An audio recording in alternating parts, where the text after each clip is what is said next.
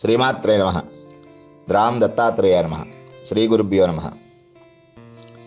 వీక్షకులకు స్వాగతం. ఈరోజు పాచక బోధక కారక వేదక ఫలితాలను తెలుసుకుందాం. ఇవే యోగాలు.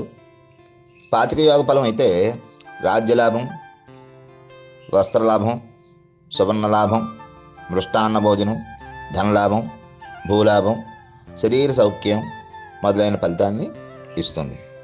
ఇక బోధక యోగం అయితే అలంకార ప్రాప్తి, రాజ్య పూజిత, విద్యా వినోదనందు శుభము, తపస్సు, కవిత్వము, అధిక సంపదలు లాంటివి ప్రాప్తిస్తాయి. ఇక కారకబోధం అయితే ఈ యొక్క కారక యోగం అయితే కొంతకాలం సిరి సంపదలు ఉంటాయి, మరి కొంతకాలం భాగ్యహీనత కలుగుతుంది, కుటుంబ బాధలు ఉంటాయి, అలాగే అగ్నిభయం, చోరభయం, కలహాలు కలుగుతూ ఉంటాయి. మిత్రగ్రహంతో కలిసినప్పుడు మంచి ఫలితాలు ఉంటుంటాయి, దుష్టగ్రహంతో కలిసినప్పుడు లేదా శత్రుగ్రహంతో కూడుకున్నప్పుడు దుష్ట ఫలితాలని ఇస్తూ ఉంటాయి.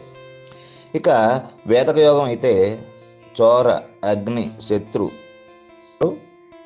లేదా అధిక దుఃఖము లేదా స్థానచలనము, ఒక్కోసారి విదేశ గమనము జరుగుతూ ఉంటుంది. ధన వ్యయం మాత్రం ఎక్కువగా ఉంటుంది. శ్రీమాత్రే నమః.